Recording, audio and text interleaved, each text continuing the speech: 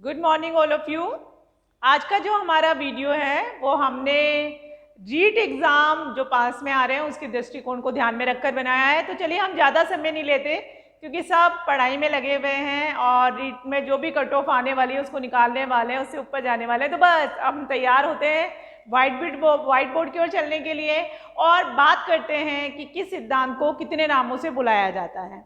हम इससे पूर्व में एक वीडियो अपलोड कर चुके हैं जिसमें हमने बात की थी थॉर्नडाइक के सिद्धांतों में कि थॉर्नडाइक का कौन सा सिद्धांत है और थॉर्नडाइक के सिद्धांत को किन किन नामों से जाना जाता है। क्यों? क्योंकि एग्जाम का बार बार वो जो फोबिया सा रहता है वो हमारे दिमाग में रहता है, तो हम कुछ भूल ना जाएं, इसलिए एक शॉर्ट ट्रिक है। देखिए कौन सी शॉर्ट ट्रिक है और हम कैसे उस बात को समझ पाते हैं। या आप ये मानिए थॉर्नडाइक का जो संबंधवाद का सिद्धांत है उसे हम कितने नामों से बुलाते हैं। मतलब उत्तर एक ही है, प्रश्न इतने सारे हैं, नाम इतने सारे हैं, उत्तर एक ही है। जब हम थॉर्नडाइक की बात करेंगे उसके बाद बात करेंगे अनुबंधन के सिद्धांतों की और अनुबंधन के सिद्धांतों में हम बात करेंगे पावलोव की। चलिए चलते हैं व्हाइट बोर्ड पर और बात करते हैं थॉर्नडाइक के सिद्धांत की। जैसा कि आप व्हाइट बोर्ड पर देख पा रहे होंगे जितने भी एरोज लगे हुए हैं, ये देखो कितने सारे एरो लगे हुए हैं, सारे के सारे एरो यहाँ थॉर्नडाइक पर आकर रुकते हैं। इसका मतलब ये सारे कथनों का ये उत्तर है। देखिए किस किस नामों से बुलाया जाता है। हमने जब पढ़ा था संबंधवाद का सिद्धांत तो हमने ये पढ़ा था कि शिक्षा मनोविज्ञान के जनक किनको माना जाता है? थॉर्नडाइक को माना जाता है। क्यों माना जाता है? इन्होंने जो पशुओं पर प्रयोग किया था उसका शिक्षा जगत में प्रयोग किया और कहते हैं कि सबसे पहले पढ़ा लिखा व्यक्ति है ये। अब देखेंगे यहाँ पर प्रयास और त्रुटि का जब हमने देखा थॉर्नडाइक के सिद्धांत में कि बिल्ली किस तरह से प्रतिक्रियाएं करती है, प्रयास करती है। हर एक व्यक्ति जीवन में अपने लक्ष्य को प्राप्त करने के लिए प्रयास करता है। प्रयासों के दौरान गलतियां होती है, त्रुटि होती है। तो यहाँ पर ये देखो प्रयास एवं त्रुटि का सिद्धांत। संबंधवाद का सिद्धांत एस और आर में संबंध स्थापित हो जाता है, उद्दीपन और प्रतिक्रिया आपस में बंद हो जाता है। अधिगम का बंध सिद्धांत, धीरे धीरे हम क्या हो जाते हैं, हमने एक लाइन पढ़ी है संबंधवाद के सिद्धांत में कि सीखना, संबंध स्थापित करना होता है और ये संबंध मनुष्य का, ये कार्य मनुष्य का मस्तिष्क करता है। तो ये यहाँ पर हो जाता है फिक्स। यांत्रिक मोटर एक्टिविटीज, गाड़ी चलाने का अनुभव, तैराकी का अनुभव, क्रिकेट खेलने का अनुभव, इस तरह से। फिर देखेंगे आप, अब हम थोड़ा सा अलग हटके चल रहे हैं क्योंकि बात हम थॉर्नडाइक की कर रहे हैं, आपको एक ही साथ सब बातें याद हो जाए इसलिए हमने इस सिद्धांत का नाम भी यहाँ डाल दिया मल्टीफैक्टर थ्योरी। मल्टीफैक्टर थ्योरी में आप देखेंगे थॉर्नडाइक ने इंटेलिजेंस की थ्योरीज में बहुखंड बुद्धि का सिद्धांत भी दिया है। तो यहाँ भी हमने इसको शो किया हुआ है चयन एवं संयोजन का सिद्धांत। व्यक्ति सही अनुक्रिया को, सही क्रिया को चयनित कर लेता है और उससे उसका क्या हो जाता है? संयोजन हो जाता है। प्रयत्न एवं भूल का सिद्धांत, लगातार हमारे द्वारा जो प्रयास होते हैं, प्रयासों के अंतर्गत जो भूल होती है, उस भूल के लगातार जो हम देखते हैं, जो हमारा अनुभव होता है उससे हम सीखते हैं। तो यहाँ हमने कहा प्रयत्न एवं भूल का सिद्धांत। फिर हमने कहा उद्दीपन और अनुक्रिया का सिद्धांत। इंग्लिश में हम बोलते हैं SR थ्योरी, अधिगम।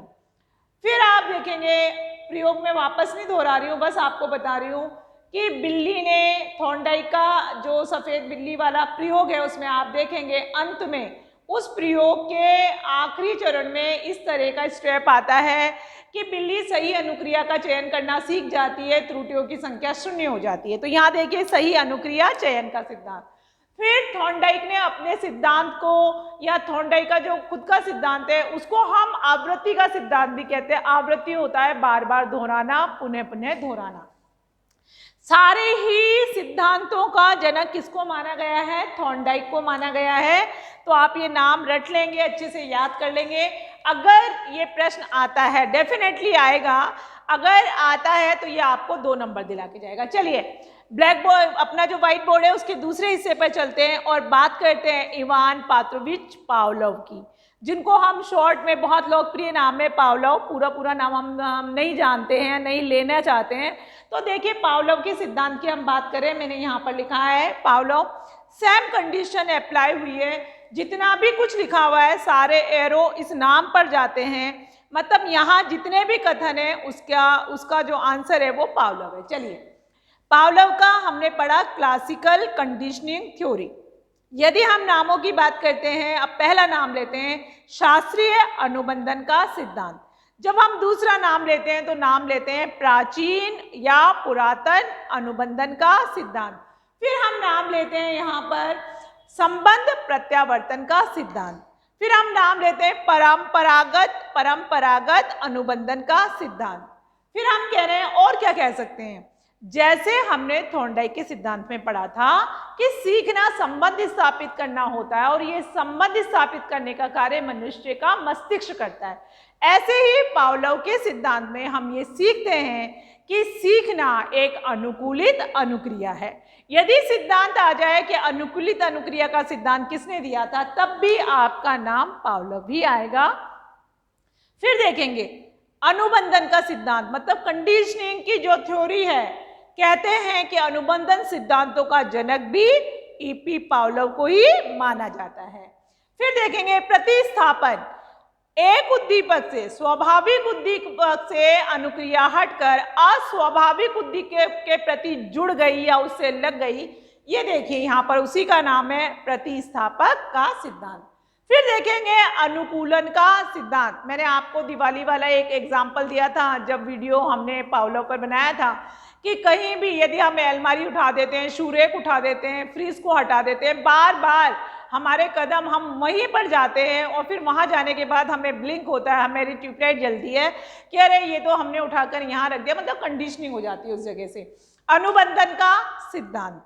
तो इतने सारे जो नाम है, अनुकूलन, अनुक्रिया, संबंध, प्रत्यावर्तन, इतने सारे जो नाम है, उसका एक ही आंसर है। मात्र आपको ये 5-10 लाइन रटनी है। जैसे ही आप रटते हैं, आप रीट के एग्जाम में इस प्रश्न के लिए 2 नंबर के हकदार हो जाएंगे और धीरे धीरे जैसे जैसे दो नंबर जुड़ते जाएंगे, आप देखेंगे आप अपने अच्छे अंकों की ओर पहुंच जाएंगे। जो भी कट ऑफ आएगी, अभी हमें कुछ मालूम नहीं है, पेपर के बारे में आइडिया नहीं है कि किस तरह का है, लेकिन फिर भी जो पाठ्यक्रम दिया हुआ है उसी को ध्यान में रखते हुए हम ये वीडियो बना रहे हैं।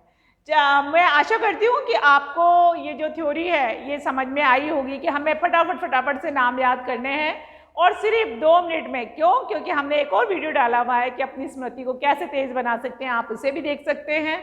अपनी मेमोरी को अच्छा बनाने के लिए, प्रभावशाली अधिगम करने के कौन से उपाय हैं, आप उन उपायों पर अमल करेंगे और 1 मिनट में इसे याद कर लेंगे। आप इसका एक स्क्रीनशॉट ले लें।